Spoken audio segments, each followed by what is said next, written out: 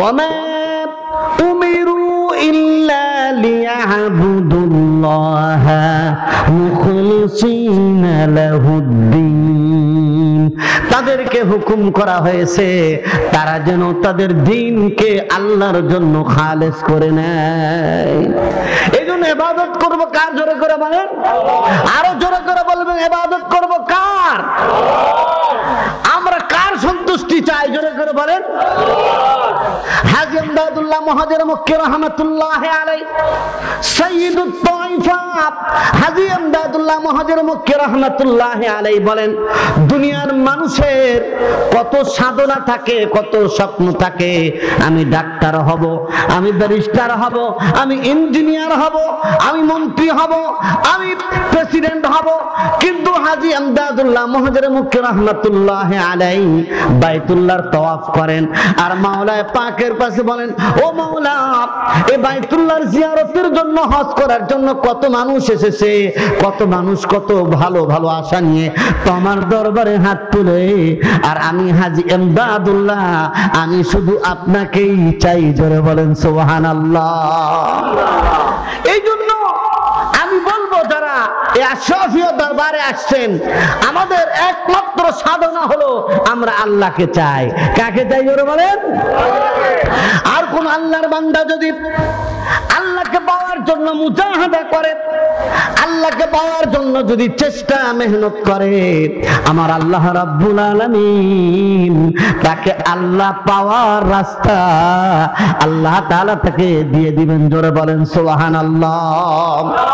এটা আমার কথা নয়, আল্লাহ রাব্বুল আলামিন কোরআনে কারীমের মধ্যে বলেছেন, ওয়াল্লাযীনা জাহাদু ফিনা লানাহদিয়ান্নাহুম সুবুলানা।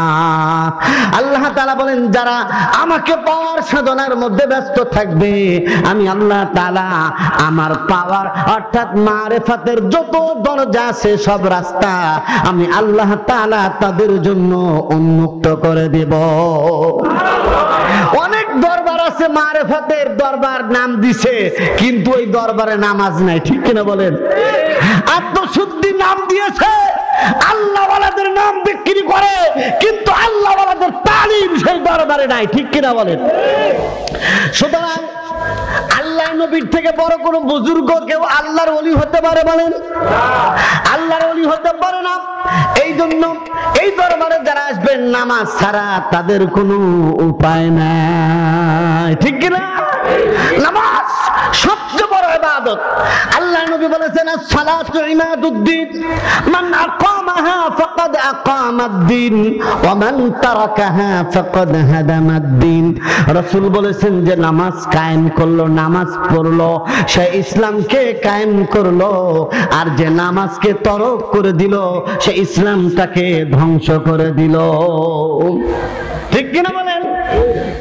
এই জন্য দেখবেন অনেক দরবারে গিয়ে বলে, পানির নিচে মোমের বাতি, পানির নিচে মোমের বাতি, বান বাতাসে নিভে না। পীর আউলিয়াদের কাছে আসলে নামাজ রোজা লাগে না। জোরে বলেন না নাউজুবিল্লাহ। এটা কি ধরনের পীর যে পীরের দরবারে গেলে নামাজ নাই, বুঝে নামাজ লাগে না, ওযু লাগে না, বুঝে সেজদার মতো সেজদা করলে এক সেজদাতে আউলিয়া। জোরে বলেন নাউজুবিল্লাহ। হ্যাঁ, দয়াল বাবা কেবলা কাবা আইনার কারিগর, দয়াল বাবা কেবলা কাবা আইনার কারিগর, আয়না লাগাইয়া দেমের কলবের ভিতর। হ্যাঁ, এই যে অবস্থাটা, এখন যদি নামাজ নাই, রোজা নাই, রোজা ছাড়াই ওলি হতে চায়, সম্ভব? বড় পীর আব্দুল কাদের জিলানী রাহমাতুল্লাহ আলাইহি, তার জীবনে কোনদিন কি নামাজ কাজা ছিল নাকি বলেন? নিজামউদ্দিন আউলিয়া রাহমাতুল্লাহ আলাইহি, তার জীবনে কোনদিন নামাজ কাজা ছিল কিনা বলেন? কাজা ছিল না। কোন আল্লাহর ওলির দরবারে যাবেন, কোন ওলির জিন্দেগিতে কোনদিন এক ওয়াক্ত নামাজ কাজা ছিল না। বলো, এক ওয়াক্ত নামাজ, এক রাকাত নামাজ যদি কেউ কাজা করে তাহলে হাদিসের ভাষায় বোঝা যায় 2,88,00,000 বছর তাকে জাহান্নামে থাকতে হবে। ঠিক কিনা বলেন? এই জন্য নামাজ পড়বো কিনা আমরা বলেন? কারা কারা আছে নামাজ পড়বো? হাত উঠায় দেখান। নারে তাকবীর, নারে তাকবীর। কোরআন সুন্নাহর আলো, কোরআন সুন্নাহর আলো। ওলি আউলিয়া যেখানে, আলেম ওলামা যেখানে, নারে তাকবীর। মাশাআল্লাহ। তাহলে আমরা বুঝতে পারলাম যে আত্মশুদ্ধির জন্য নামাজ দরকার। নামাজ ছাড়া আত্মশুদ্ধি হতে পারে না।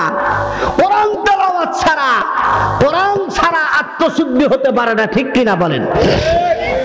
আমার প্রিয় ভাইরা, রাসূলের যুগে রাসূলের যতগুলো দায়িত্ব ছিল, ওই দায়িত্বগুলোর মধ্যে অন্যতম একটা দায়িত্ব ছিল আল্লাহ রাব্বুল আলামিন সূরাতুল জুমুআর মধ্যে বলেন, হুয়াল্লাযী বা'আসা ফিল উম্মিয়িনা রাসূলাম মিনহুম ইয়াতলু আলাইহিম আয়াতিহি ওয়া ইউযাক্কিহিম ওয়া ইউআল্লিমুহুমুল কিতাবা ওয়াল হিকমা। আল্লাহ তাআলা বলেন, ওই সত্তা যিনি তাদের মধ্য থেকে অর্থাৎ মক্কাবাসীদের মধ্য থেকেই রাসূল প্রেরণ করলেন, সে রাসূলের অন্যতম গুরুত্বপূর্ণ দায়িত্ব হলো তিনি তাদের সামনে কোরআনে কারীমের তেলাওয়াত করবেন। চিৎকার করে বলেন না সুবহানাল্লাহ। তাহলে বিশ্বনবী হযরত মুহাম্মদ সাল্লাল্লাহু আলাইহি ওয়াসাল্লামের 1 নম্বর কর্মসূচি ছিল কোরআনে কারীমের তেলাওয়াত। ঠিক কিনা বলেন? কিছু মানুষ আছে, বিশেষ করে মাওলানা সাদ হাদাহুল্লাহ, সে বলে কোরআন শরীফ যদি বুঝে না পড়ে তাহলে পারে সে ওয়াজিব তরকের গুনাহ হবে। জোরে বলেন নাউজুবিল্লাহ। অথচ আল্লাহ নবী বলেছেন যে কোরআনে কারীম থেকে একটা হরফ তেলাওয়াত করেন, আল্লাহ সুবহানাহু ওয়া তাআলা তার আমলনামায় 10টা নেকি লিখে দেন। আল্লাহ নবী এটা ব্যাখ্যা করেছেন। আমি বলি না আলিফ লাম মিম এটা একটা হরফ, বরং আমি বলি পুরো আল্লাহর বান্দা যদি সকাল বেলায় ফজর নামাজ পড়ে আলিফ লাম মিম তেলাওয়াত করে, আলিফে 10টা নেকি, লামে 10টা নেকি, মিমের মধ্যে 10টা নেকি, অর্থাৎ আলিফ লাম মিম কোন আল্লাহর বান্দা যদি পড়ে তাহলে তার আমলনামায় আল্লাহ সুবহানাহু ওয়া তাআলা 30টা নেকি লিখে দিবেন। চিৎকার করে বলেন না সুবহানাল্লাহ। তাহলে এই কোরআন এত বড় নিয়ামত, যেটা তেলাওয়াত করলেই বরকত, এটা ঘরে রাখলেই বরকত, এটা অন্তরের মধ্যে ঢুকাতে পারলেই বরকত, আর এটা যদি তরজমা তাফসীর করা যায় আরো বরকত। জোরে বলেন না সুবহানাল্লাহ। এই জন্য কোরআন তেলাওয়াত করতেন আর নবীজি কাঁদতেন। ঠিক কিনা? আল্লাহ নবীর উপর যে সমস্ত আয়াত তেলাওয়াত হয়েছে, যে সমস্ত আয়াতগুলো নাযিল করা হয়েছে, আল্লাহর নবী একটা আয়াত সূরা হুদের একটা আয়াত তেলাওয়াত করে করে সারা রাত কাঁদতে কাঁদতে আল্লাহর নবী সারা রাত কাটিয়ে দিয়েছেন। এই যে কান্না, উম্মতের জন্য কান্না, আর আল্লাহ তাআলার পক্ষ থেকে যে দায়িত্ব, সে দায়িত্ব ভারে নবীজি সারা রাত কান্নাকাটি করেছেন। জোরে বলেন না সুবহানাল্লাহ। যে ওয়াস্তাকিম কামা উমিরত, হে নবী আপনাকে যা নির্দেশনা দেওয়া হয়েছে তার উপর আপনি অটল অবিচল থাকুন। সুতরাং অনেকে আছে দেখা যায় পীর সাহেবের দরবারে আসলে কয়দিন নামাজ, জিকির, আজকার, আল্লাহ বিল্লাহ ইত্যাদি মুরাকাবা মুশাহাদা হয়, আবার কয়দিন পরে আর নাই। ঠিক কিনা? এই জন্য সালেকিন যারা আছে তাদের জন্য জরুরি হলো পীর সাহেবের সাথে বেশি বেশি সম্পর্ক রাখা। ঠিক কিনা? বেশি বেশি সম্পর্ক রাখলে এই লাইনে, আধ্যাত্মিক লাইনে তারাক্কি হয়। জোরে বলেন না সুবহানাল্লাহ। এই জন্য আল্লাহ রাব্বুল আলামিন বলেছেন, ইয়া আইয়ুহাল্লাযীনা আমানুত্তাকুল্লাহ, ও ঈমানদারেরা তোমরা আল্লাহকে ভয় করো ওয়াকুনু মাস সাদিকিন আর সাদিকিন যারা আছে আউলিয়া একরাম যারা আছে আল্লাহওয়ালা যারা আছে সত্যবাদী যারা আছে তাদের সাথে তোমরা ওঠা বসা করো জোরে বলুন সুবহানাল্লাহ আমার প্রিয় ভাইরা বুখারী শরীফের এক হাদিসের মধ্যে আছে আল্লাহর নবী বিশ্ব নবী হযরত মুহাম্মদ সাল্লাল্লাহু আলাইহি সাল্লাম বলেন ইন্নামা মাসালুল জালিসিস সুব ওয়া জালিসিস সালিহ কামাসালিল মিসকি ওয়া হামিলিল কির ইলা আখিরিল হাদিস আল্লাহর নবী বলেছেন নেককার মানুষ আর বদকার মানুষের দৃষ্টান্ত হলো মিশকাম্বরের মতো আর হাফরের মধ্যে যে এরকম ভাবে ফু দেয় টানাটানি করা হয় এর মতো হলো বদকার লোকের দৃষ্টান্ত অর্থাৎ কোন ব্যক্তি যদি আল্লাহওয়ালা আল্লাহর ওলি হক্কানি উলামা একরামের সাথে ওঠা বসা করে তার ভিতরে যত ভালো গুণ আছে আল্লাহ সুবহানাহু ওয়া তাআলা ওই গুণগুলো ওই যে তার সোহবতে গেল তাকে দিয়ে দিবেন জোরে বলেন সুবহানাল্লাহ আর যদি বদকার লোকের কাছে যায় তার যত খারাপই আছে তার মধ্যে আসতে থাকবে আল্লাহ নবী বিশ্ব বুখারী শরীফের হাদিসের মধ্যে বলেন যে খারাপ লোক সে যদি এরকম কুমারের কাছে যায় যে লোহারের কাছে যায় লোহারের কাছে লোহার ওই হাফরের মধ্যে টেনে টেনে লোহার যে মরিচিকা আছে এবং তার যে সাথে ময়লা লেগেছে সেগুলো পরিষ্কার করে এরকম তার যে সমস্ত আগুনের ফুলকি এবং ময়লাগুলো তার শরীরের মধ্যে লাগে এরকম হলো তার দৃষ্টান্ত অর্থাৎ খারাপ মানুষের কাছে গেলে খারাপ হয়ে যাবে আর ভালো মানুষের কাছে গেলে ভালো হয়ে যাবে চিৎকার করে বলেন না সুবহানাল্লাহ এই জন্য একজন কবি অত্যন্ত চমৎকার করে বলেছেন এক জামানা সোহবতে বা আউলিয়া পড়েন না আমার সাথে এক জামানা সোহবতে বা আউলিয়া বেহতরাস সদ সালা তোআতে বেরিয়া অল্প সময় কিছু সময় ইবাদতবন্দি কিছু সময় আল্লাহওয়ালাদের সাথে থাকা আল্লাহওয়ালাদের দরবারে পড়ে থাকা আল্লাহওয়ালাদের সোহবত উঠানো 1000 বছর ইবাদতের থেকেও বড় দামি জোরে বলেন সুবহানাল্লাহ হযরত হাকিমুল উম্মাহ আশরাফ আলী থানভী রাহমাতুল্লাহ আলাইহি বলেছেন এই জায়গায় কবি বলেছেন 1000 বছর থেকে উত্তম কোন আল্লাহওয়ালার সোহবতে থাকা আমি বলবো এক জামানা সোহবতে বা আউলিয়া বেহতরাস লাখ সালা তোআতে বেরিয়া অর্থাৎ কিছু সময় যদি আল্লাহওয়ালাদের দরবারে পড়ে থাকে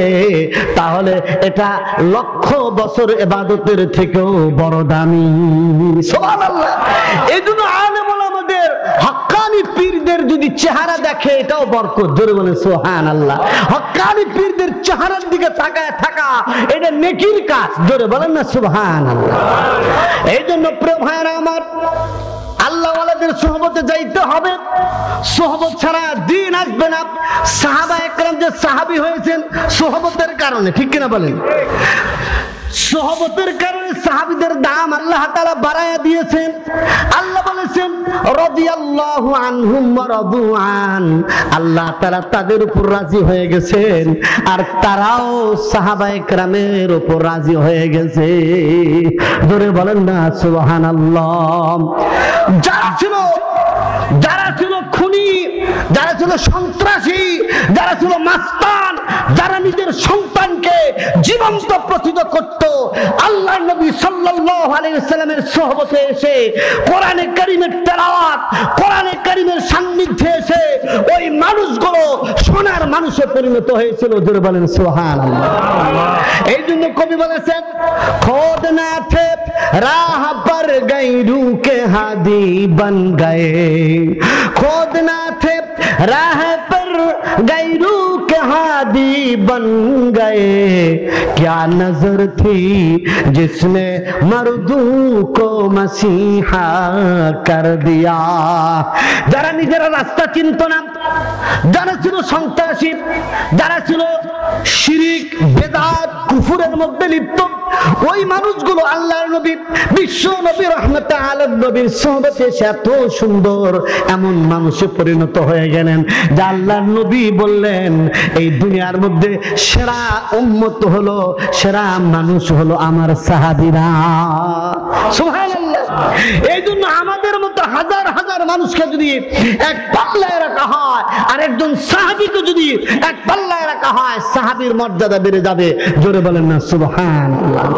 এই জন্য সাহাবায়ে কেরামের সাথে মুহাব্বত রাখা এটা দ্বীন, এটা ঈমান, এটা হলো ঈমানের দাবি। জোরে বলেন না সুবহানাল্লাহ।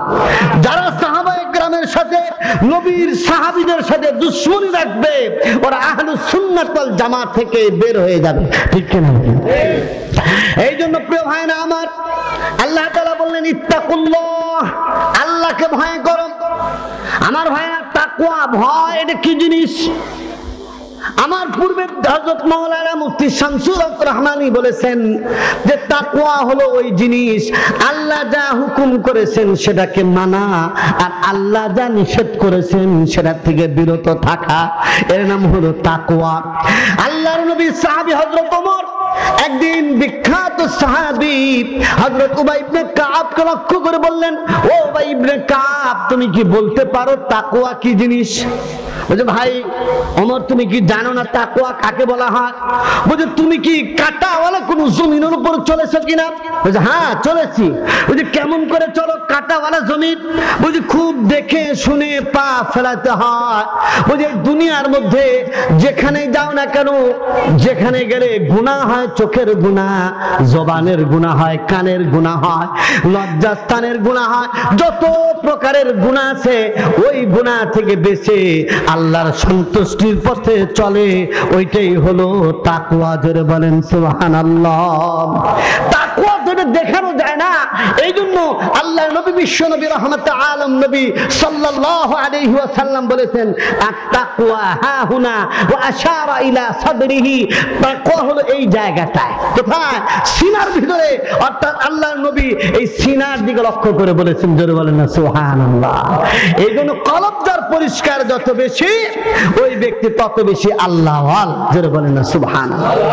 আল্লাহ নবী বিশ্ব নবী বলেছেন আলা ইন্না ফিল জাসাদি লা মুযগা, আমার উম্মতেরা কান পেতে শোনো, প্রত্যেকটা মানুষের দেহের মধ্যে একটা গোশতের টুকরা আছে। ওই গোশতের টুকরাটা যদি সুস্থ হয়ে যায় তাহলে মানুষটা সুস্থ হয়ে যায়, আর ওই গোশতের টুকরাটা যদি নষ্ট হয়ে যায় তাহলে মানুষটাও নষ্ট হয়ে যায়। ঠিক না? এই জন্য বলে যে ওই লোকটা তো মাশাআল্লাহ নামাজ কালাম পড়ে, জুব্বাও পরে, পাগড়িও পরে, কিন্তু দিলটা ভালো না। ঠিক না? দিলটা ভালো না। আর ওই যে লোকটা দেখে যে তো তেমন নামাজ কালাম পড়ে না, ফরজগুলো পড়ে, হ্যাঁ সুন্নাত পারলে আদায় করে, কিন্তু ভালো দিলওয়ালা মানুষ। ধরে বলে না সুবহানাল্লাহ। হ্যাঁ, এই যে আপনাদের যে পীর সাহেব, হ্যাঁ এই পীর সাহেব খোলামেলা পরিষ্কার, হ্যাঁ একটা সাদা আমরের মানুষ, আল্লাহ তাআলা তাকে আরো বেশি মাকাম আরো বাড়ায় দেখ। ধরে বলেন আমিন। আমার প্রিয় ভাইরা, এই জন্য পীরের সাথে মহাব্বত রাখা, পীরের সাথে দিলি তাআল্লুক রাখা, তার সাথে যোগাযোগ রাখা প্রত্যেকটা মুরিদের জন্য জরুরি। হ্যাঁ, প্রত্যেকটা যারাই সালেক থাকবে পীরের সাথে যত বেশি সম্পর্ক হবে আত্মশুদ্ধির লাইনে তার তত তারাক্কি হবে, তার তত তারাক্কি হবে। আর যত দূরে সরে যাবে তার তারাক্কিও তত কম হবে। ঠিক কিনা? এই জন্য কলব পরিষ্কার করা, আলা ওয়াহিয়াল কলব, আল্লাহ নবী বলছেন সেটা হলো অন্তর। আমার উস্তাদ শেখুল হাদিস আল্লামা আজিজুল হক রাহমাতুল্লাহ আলাইহি বলছেন আলা ওয়াহিয়াল কলব আলা ওয়াহিয়াল আকল। অর্থাৎ আকল যদি সুস্থ হয়ে যায় তাহলে মানুষটাই সুস্থ হয়ে যায়। ঠিক না? একজন মানুষ দাঁড়িয়ে আছে, টুপি আছে, কিন্তু নাস্তিক হয় না এরকম? দাড়ি টুপিওয়ালা, নাম হলো আহমদ শরীফ, কিন্তু আসলে বজ্জাত। ঠিক না? আহমদ শরীফ কি? আহমদ শরীফ এই ধরনের লোক আছে, দেখতে মুসলমান কিন্তু ভিতরে নিফাকে ভরা, দেখতে মুসলমান কিন্তু নাস্তিকতায় ভরা। এই জন্য আমাদের মনে রাখতে হবে যে নাস্তিক যারা তারা কোনোদিন জান্নাতে যাবে না, ঠিক কিনা বলে? শিরক যারা করবে তারা আল্লাহর জান্নাতে যাবে না। বেদাত করলো তার কোন আমল আল্লাহ তাআলার দরবারে কবুল হবে না। চিৎকার করে বলেন সুবহানাল্লাহ। আমার প্রিয় ভাইরা, এই জন্য আল্লাহ সুবহানাহু ওয়া তাআলা কোরআনের আরেক আয়াতের মধ্যে বলেছেন, ইয়া আইয়ুহাল্লাযীনা আমানু তাকুল্লাহা ওয়াবতাগু ইলাইহিল ওয়াসিলা ওয়াজাহিদু ফি সাবিলিহি লাআল্লাকুম তুফলিহুন। আল্লাহ বলছেন, ইমানদারেরা আল্লাহকে ভয় করো আর ওসিলা তালাশ করো। ওসিলা মানে কি? কোন একজন হক্কানি পীরের সাথে বায়াত গ্রহণ করো, হক্কানি পীরের সাথে সম্পর্ক রাখো, তার সাথে তাআল্লুক রাখো, ইসলাহি সম্পর্ক রাখো। কারণ ইসলাহি সম্পর্ক যদি না রাখো, জিকির করলে লাভ হবে না, নিজের মন মতো জিকিরে লাভ হয় না। ঠিক তেমনি ভাবে নিজের মন মতো আমল করলে লাভ হয় না। কোন একজন হক্কানি পীর, কোন হক্কানি আলেমের পরামর্শে যদি ইবাদত বন্দেগী করা হয়, তাহলে ওই ইবাদত বন্দেগীর মধ্যে ফায়দা হয়। চিৎকার করে বলেন সুবহানাল্লাহ। এই জন্য বলতেছে যে শামসুত তিবরিজি, আল্লামা জালালউদ্দিন রাহমাতুল্লাহ আলাইহি বিখ্যাত একজন আলেম ছিলেন, বিখ্যাত একজন দার্শনিক। খোদ নাচে খোদ কামেল নাশুদ মৌলা এ রুম তা গোলামে শামসে তিবরিজি নাশুদ। খোদ বা খুদ কামেল নাশুদ মৌলা এ রুম তা গোলামে শামসে তিবরিজি নাশুদ। বলছে এই যে রুমি, যাকে রুম দেশের সম্রাট বলা হয়, রুম দেশের মুরব্বী বলা হয়, এমনিতে এমনিতে রুমি বড় হতে পারে নাই যতক্ষণ না শামসে তিবরিজির হাতে বায়াত না হয়েছে। শামসে তিবরিজির কাছে নিজেকে যখন মিটায় দিয়েছে, তার জুতা সিধা করেছে, তখন আল্লাহ সুবহানাহু ওয়া তাআলা মারিফাতের নূর বলছে আল্লামা জালালউদ্দিন রাহমাতুল্লাহ আলাইহির সিনার মধ্যে দিয়ে দিয়েছেন। চিৎকার করে বলেন সুবহানাল্লাহ। এই জন্য যে কোনো একজন হক্কানি আল্লাহ ওয়ালার সাথে কি রাখা, সম্পর্ক রাখা, তার মাধ্যমে আত্মশুদ্ধি এবং ইসলাহ করা। আল্লাহ আমাদের তৌফিক দান করে বলেন আমিন। আমার হয় না, এই জন্য আল্লাহ সুবহানাহু ওয়া তাআলা কোরআনে কারীমের মধ্যে বলেছেন, قد أفلح من زكاها وقد خاب من دساها। যে ব্যক্তি আত্মশুদ্ধি করেছে সে সফল কাম হয়ে গেছে, আর যে আত্মশুদ্ধি করে নাই সে ব্যর্থ হয়ে গেছে।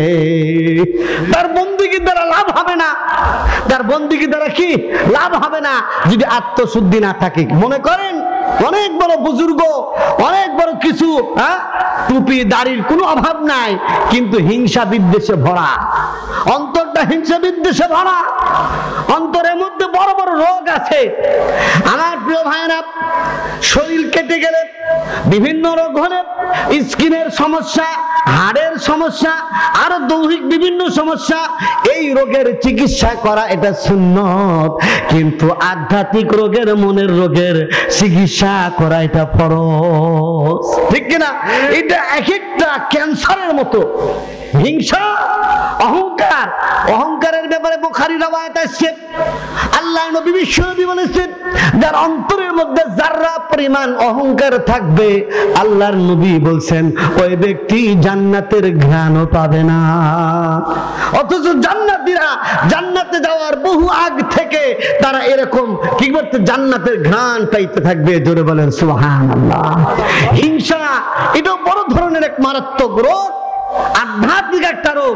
এই হিংসা মানুষের ঈমানকে এমন ভাবে নষ্ট করে দেয়, যেরকম কাঠ যদি আগুনের মধ্যে ফেলায় দেওয়া হয়, কাঠ যেরকম জ্বলে পুড়ে ছারখার হয়ে যায়, যার অন্তরের মধ্যে হিংসা বিদ্বেষ থাকে, ঠিক তেমনি ভাবে তার ঈমানটা ওই রকম ভাবে নষ্ট হয়ে যায়। রাগ একটা বড় গুণ, বড় খারাপ গুণ, এটা আধ্যাত্মিক একটা রোগ। রাগের কারণে মানুষ ঈমান হারা হয়ে যায়, রাগের কারণে মানুষ খুন খারাপি করে, রাগের কারণে বহু স্ত্রীর উপর অত্যাচার করে, ঠিক কিনা বলেন? রাগের মাথায় বউ পিটায়, আছে না এরকম বহু লোক? আমার নবী বলেছেন ইস্তাউসু বিন নিসাই খায়রা, বুখারীর হাদিস। ইস্তাউসু বিন নিসাই খায়রা, আমার উম্মতেরা শোনো, তোমরা তোমাদের স্ত্রীদের সাথে ভালো ব্যবহার করবে। নেক্সট সুলুক, ভালো ব্যবহার তোমরা তোমাদের স্ত্রীর সাথে করবে। কারণ আল্লাহ সুবহানাহু ওয়া তাআলা নারীদেরকে সৃষ্টি করেছেন আদম আলাইহিস সালাতু ওয়াস সালামের বাম হাড্ডি থেকে। আর বাম হাড্ডি অর্থাৎ উপরের যে হাড্ডি, বাম হাড্ডিটা যেটা সবচেয়ে উপরে থাকে, সেটা হলো বেশি বাঁকা, সেটা বেশি বাঁকা। সুতরাং কোন স্বামী যদি চায় তার স্ত্রীকে সাইজ করবে, সোজা করতে চায়, তাহলে ভেঙে যাবে। আবার যদি পুরোপুরি ছেড়ে দেয় তাহলে আবার উল্টাপাল্টা হয়ে যাবে। কারণ নারীদের মধ্যে বক্রতা আছে। হ্যাঁ, নারীদের মধ্যে বক্রতা আছে। কেউ যদি মনে করেন না আমার স্ত্রী হলো একবারে ফেরেশতা, আমি বলি ডান দিকে যাও, সে ডান দিকে যায়, আমি বলি যে বাম দিকে যাও, বাম দিকে যায়, আমি বলি এই কাজ করো, তাহলে এইরকম যদি সব কথাই শোনে, কোনো ধরনের বক্রতা না পাওয়া যায়, তাহলে মনে করতে হবে অ্যাবনর্মাল, তার কোনো সমস্যা আছে। বলে না সুবহানাল্লাহ। নারীদের মধ্যে একটু বক্রতা থাকা এটা নারীর কোনো বদগুণ নয়, খারাপ কোনো গুণ নয়, বরং এটা আল্লাহ প্রদত্ত। তাদের মধ্যে সামান্য কিছু বক্রতা থাকবেই, এটাই হলো নারীদের অবস্থা। এই জন্য বলেছেন তোমরা নারীদের সাথে ভালো ব্যবহার করো, তাদের সাথে সমতা করো, তাদের উপর জুলুম করো না। এটা আল্লাহ তাআলার নির্দেশ, রাসূল করিম সাল্লাল্লাহু আলাইহি ওয়াসাল্লামের নির্দেশ। ধরে বলেন না সুবহানাল্লাহ। এই জন্য নবীজির 9 জন স্ত্রী ছিল, এক রাওয়ায়াতে 11 জন স্ত্রীর কথাও আছে। নবীজি বলেছেন তোমাদের মধ্যে ওই ব্যক্তি হলো সেরা, ওই ব্যক্তি হলো সবচেয়ে উত্তম যে তার স্ত্রীর কাছে উত্তম, আর আমি আমার স্ত্রীদের কাছে সবচেয়ে ভালো মানুষ। ধরে বলেন না সুবহানাল্লাহ। আপনারা এখানে যারা আছেন বলতে পারেন যে আরেকটা বুকে হাত দিয়ে যে আমাদের স্ত্রী আমাদেরকে খুব ভালোবাসে এবং আমাদের স্ত্রীদের আমাদের ব্যাপারে কোনো অভিযোগ নাই, এরকম আছেন কি? প্রত্যেকেই আমরা যারা আছি, সে আলেম হোক গায়রা আলেম হোক, সে ইঞ্জিনিয়ার হোক অথবা ব্যারিস্টার হোক, যে যে পদে যে স্তরে থাকুক না কেন, কিছু না কিছু সমস্যা বা কিছু না কিছু রিপোর্ট অবশ্যই কি আমাদের বিপক্ষে আছে, আমাদেরও আছে, আমাদেরও কি আছে, কিন্তু তাদের কোনো অভিযোগ আমাদের ব্যাপারেও কি আছে। তাহলে আমরা যদি মোটামুটি আমাদের স্ত্রীর কাছে ন্যায়সঙ্গত ভাবে ভালো আচরণ করি, ভালো থাকি, ওইটাই হলো ভালো থাকা, ঠিক কিনা? সেটাই হলো ভালো থাকা। এই জন্য প্রিয় ভাইরা আমার, আল্লাহ নবী বলছেন স্ত্রীদেরকে পিটাবা না। পিটাতে গিয়ে এমন ভাবে পিটাবা না চেহারার মধ্যে মারা যাবে না, স্ত্রীদেরকে এমন ভাবে মারবা না গরু ছাগলের মতো পিটাইবা না। এরকম দাস দাসীদের যেরকম ভাবে পিটানো হয় ওই রকম ভাবে তোমরা পিটাবে না। হ্যাঁ, যদি তাকে উপদেশ দেওয়ার প্রয়োজন হয়, তাকে সংশোধন করার প্রয়োজন হয়, তার ইসলাহ করার প্রয়োজন হয়, তাহলে তুমি বিছানা আলাদা করে দাও, যে তুমি এক বিছানা ঘুমাও, সে আর এক বিছানা ঘুমায়। সে যদি ভদ্র মহিলা হয়, সে যদি সম্ভ্রান্ত মহিলা হয়, সে বুঝতে পারবে যে না, আমার স্বামী আমার প্রতি অসন্তুষ্ট, এই জন্য বিছানা আলাদা করে ফেলেছে। এই জন্য নারীদেরকে সংশোধন করার জন্য কোরআনে কারীমের মধ্যে বলেছেন, প্রথমে যদি তোমার স্ত্রী, স্বামী আর স্ত্রীর মধ্যে যদি বিভেদ সৃষ্টি হয়, ফাইজুহুন্না, এক নম্বরে নসিহত করো, তাকে বুঝাও, কোরআন হাদিস দিয়ে তাকে বুঝাও। 2 নম্বর হলো বিছানা আলাদা করো। তারপরও কাজ হচ্ছে না, তাহলে সালিশ বসাও। কি বসাও? সালিশের মাধ্যমে, অর্থাৎ তৃতীয় পক্ষ বসায় বুঝায়া সমঝায়া তার মধ্যে একটা মিল করার চেষ্টা করো। এরপরে গিয়ে হচ্ছে সর্বশেষ তালাক। কিন্তু এখন এমন অবস্থা হয়ে গেছে, কিছু একটা হলেই বাসে তুমি তালাক, তোমার বউ কি কয়, তোমার মা তালাক, বোন তালাক, ঘর ভরে তালাক, দুনিয়াবাসীকে তালাক দিয়ে শেষ করে দেয়, ঠিক কিনা? কিন্তু সর্বনিকৃষ্ট হালাল বস্তু হলো, সেটা হলো তালাক। আল্লাহ তাআলা আমাদেরকে হেফাজত করুন, বলেন আমিন। আমার প্রিয় ভাইরা, আমি বলতেছিলাম আত্মশুদ্ধি করা একটা ফরজ, এটা নফল নয়। আল্লাহ নবী সাল্লাল্লাহু আলাইহি ওয়াসাল্লামের জামানায় একটা ঘটনা ঘটে গেল। দেখা গেল একটা লোক মসজিদে নববীর দিকে প্রতিদিন নামাজ পড়ার জন্য আসে। নবীজি বলতেছেন, এই মাত্র যে লোকটা মসজিদে নববীর মধ্যে প্রবেশ করবে ওই লোকটা হলো জান্নাতি। 3 দিন একই লোক আসতেছে বারবার। সাধারণ এক সাহাবী, বড় কোনো নাম করা সাহাবীও না, কিন্তু নবীর সাহাবী, প্রতিদিন আসে। আল্লাহ নবী বলতেছেন, তোমরা কি জান্নাতি মানুষ দেখতে চাও? হ্যাঁ ইয়া রাসূলুল্লাহ, জান্নাতি মানুষ তো অবশ্যই দেখতে চায়। ওই যে জান্নাতি মানুষ এই মুহূর্তে যে মসজিদে নববীর গেট দিয়ে প্রবেশ করতেছে ওই লোকটাই হলো জান্নাতি। জোরে বলেন সুবহানাল্লাহ। 3 দিন আল্লাহ নবী সাল্লাল্লাহু আলাইহি ওয়াসাল্লাম এক সাহাবীর ব্যাপারে বললেন, এই মুহূর্তে যে লোকটা প্রবেশ করবে সেই হলো জান্নাতি। এক সাহাবী চিন্তা করলেন, এই লোকটা তো কোনো আমল নেই, খালি ফরজ নামাজটা পড়ে, মসজিদে নববীতে এসে জামাতের সাথে নামাজ আদায় করে, এছাড়া তার কোনো তাহাজ্জুদ নাই, আওয়াবিন নাই, ইশরাক নাই, জিকির আজকারও তেমন একটা দেখা যায় না।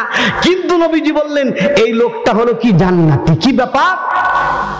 ওই সাহাবীকে দেখে বলল, ভাই আমি আপনার বাড়িতে মেহমান হতে চাই। এখন তো আমরা মেহমানদারি করি না, ঠিক কিনা? বাড়িতে গেলে মেহমান আসলে মন খারাপ হয়ে যায়। অথচ নবীজি বলেছেন মেহমান তার রিজিক নিয়ে আসে। মেহমানদারি করা সুন্নত। যে আল্লাহ এবং আখিরাতে বিশ্বাস করে সে যেন মেহমানের মেহমানদারি করে। সুবহানাল্লাহ বলে। আমার প্রিয় ভাইরা, ওই ব্যক্তির বাড়িতে মেহমান হইতে চাইলে বলে চলেন, ঠিক আছে। সারা রাত সে ঘুমানোর ভান করে থাকে, দেখে যে লোকটা তাহাজ্জুদ গুজার কিনা, তাহাজ্জুদ নামাজ পড়ে কিনা। দেখা গেল সারা রাত নাক ডেকে ঘুমালো, ফজর আযান হওয়ার সাথে উঠে গেল, ওযু করলো, মসজিদে নববীর মধ্যে চলে গেল। কোন তাহাজ্জুদ নামাজ তার আমল নামার মধ্যে, তার আমলের মধ্যে দেখা গেল না। অতিরিক্ত তেমন কোন আমল তার নাই। দ্বিতীয় দিন এরকম মেহমান হয়ে খানা খাওয়ার পর দেখলো কি করে ঘুমায় গেছে।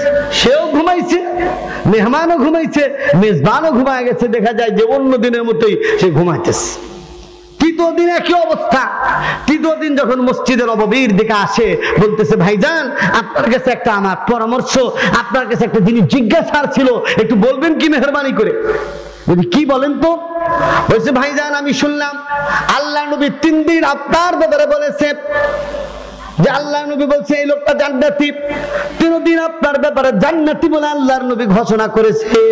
নবীজির জবান থেকে যে কথাটা বের হয় সেটা হলো শরীয়ত, সেটা আল্লাহ তাআলা অবশ্যই বাস্তবায়ন করবেন। কিন্তু আপনার তো অতিরিক্ত কোন আমল, নফল আমল আমি দেখলাম না যে আমলের কারণে আল্লাহ তাআলা আপনাকে জান্নাতি বানাবে। বুঝে ভাই, আমার তেমন কোন আমল নাই, ফরজ গুলো করি, ওয়াজিব গুলো করি, সুন্নত মুআক্কাদ গুলো আদায় করি, কিন্তু নফল নামাজ তেমন আমার হয় না, নফল জিকির আজকারও তেমন পারি না। তবে একটা জিনিস আমার ভিতরে আছে, সেটা হলো প্রতিদিন ঘুমানোর আগে আমি সবাইকে মাফ করে দিয়ে ঘুমায় যাই। সুবহানাল্লাহ বলেন না? যারা বলেন না সুবহানাল্লাহ, নারায়ে তাকবীর, নারায়ে তাকবীর। পীর সাহেব হুজুরের আগমন, নারায়ে তাকবীর। সেই সাহাবী বলল, আমার ভাই শোনেন, আমার ভিতরে এমন কোনো কিছু নাই, আমি প্রতিদিন প্রত্যেককে মাফ করে দিয়ে এবং কোনো ব্যক্তির ব্যাপারে আমার কোনো অভিযোগ নাই, এরকম অবস্থায় প্রতিদিন আমি ঘুমায় যাই। তখন এই সাহাবী বলতেছে এটা তো এত গুরুত্বপূর্ণ একটা আমল যে আমলের কারণে আল্লাহ সুবহানাহু ওয়া তাআলা তাকে জান্নাত দিয়ে দিতে পারে। জোরে বলেন সুবহানাল্লাহ। এই জন্য প্রিয় ভাইরা, আল্লাহ নবী বলেছেন আখলিস দীনাকা ইয়াফিকাল আমালুল কলিল, তোমার দিনকে খালেস করো, ইখলাসের দ্বারা পরিপূর্ণ করো। বেশি আমলের প্রয়োজন নাই, অল্প আমলই তোমার নাজাতের জন্য যথেষ্ট হবে। এই জন্য আমি আপনাদেরকে বলবো রিয়া মুক্ত, ইখলাস ওয়ালা, শিরক এবং বেদাত মুক্ত আমল অল্প যদি হয় আর আল্লাহ ওয়ালাদের সোহবত যদি থাকে, আল্লাহ ওয়ালাদের সাথে মোহাব্বত থাকে, আল্লাহ নবী একটা হাদিসের মধ্যে বলছেন মান আদালি ওয়ালিয়ান ফাকাদ আযানতুহু বিল হারব, যে ব্যক্তি আমার কোন ওলির সাথে, আমার কোন বন্ধুর সাথে এরকম ভাবে দুশমনি রাখে, আমি আল্লাহ সুবহানাহু ওয়া তাআলা তার বিরুদ্ধে যুদ্ধ ঘোষণা করি। এই জন্য আলেম ওলামাদের সাথে দুশমনি রাখা যাবে না। রাজি আছেন ইনশাআল্লাহ? আল্লাহ ওয়ালাদের সাথে কোনো দুশমনি রাখা যাবে না, সাহাবায়ে কেরামের সাথে কোনো দুশমনি রাখা যাবে না, আল্লাহ ওয়ালাদের সাথে মোহাব্বত রাখতে হবে। কারণ সোহবতে সালেহ তোরা সালেহ কুনাদ, সোহবতে সালেহ তোরা সালেহ কুনাদ, সোহবতে তালেহ তোরা তালেহ কুনাদ। এক জামানা সোহবতে বা আউলিয়া, বেহতেরা সদ সালা তাআতে বেরিয়া। এই জন্য সৎসঙ্গে স্বর্গবাস, অসৎসঙ্গে সর্বনাশ। এই জন্য আল্লাহ ওয়ালাদের সাথে আমরা মোহাব্বত রাখবো তো ইনশাআল্লাহ। হ্যাঁ, আল্লাহ ওয়ালাদের দ্বারাই আমরা এদেশে ইসলাম পেয়েছি, ঠিক কিনা বলেন? এদেশের মানুষ তো টুপি পরা জানতো না, পাগড়ি পরা জানতো না, রুমাল পরা জানতো না, এরকম ভাবে পায়জামা পাঞ্জাবি পরা জানতো না। ওই যে ফুরফুরার পীর সাহেব, এরকম ভাবে আরো বিভিন্ন তরিকার পীর সাহেবরা এসে কি করেছেন যে তোমরা একটু ওযু করো, ওযু শিখাইছেন, নামাজ শিখাইছেন, গোসল শিখাইছেন, তারপরে বলছে মসজিদে যাও। আগে লিংটি পরে থাকতো, ঠিক কিনা বলে? আল্লাহ তাআলা এই হক্কানি পীর, হক্কানি দরবারের মাধ্যমে এই সারা দুনিয়া ইসলাম ছড়ায় দিয়েছেন। আউলিয়া কেরামের মাধ্যমে আল্লাহ সুবহানাহু ওয়া তাআলা এই জমিনটাকে সুন্দর করেছেন। আজকে বাংলার জমিন কত ফিতনা, কত ষড়যন্ত্র, তার মধ্যেও আল্লাহ সুবহানাহু ওয়া তাআলা আমাদের এই দেশটাকে সুন্দর রেখেছেন। কি কারণে বলেন? আল্লাহ ওয়ালাদের কদমের কারণে, আল্লাহ ওয়ালাদের কি মহব্বতের কারণে। আলেম ওলামাদের এই সুন্দর আবাস ভূমির মধ্যে কোরআন তেলাওয়াতের পরিবেশ, জিকিরের পরিবেশ। এই জন্য জিকির বেশি বেশি করবেন, দুনিয়ার মহব্বত চলে যাবে। লিকুল্লি শাইইন সাকালা, সাকালাতুল কুলুবি যিকরুল্লাহ। প্রত্যেকটা জিনিসের একটা রেত আছে, পরিষ্কারকারী বস্তু আছে, আর অন্তরের পরিষ্কারকারী বস্তু হলো জিকির। আল্লাহ তাআলা আমাদেরকে বেশি বেশি করে জিকির করার তৌফিক দান করুন।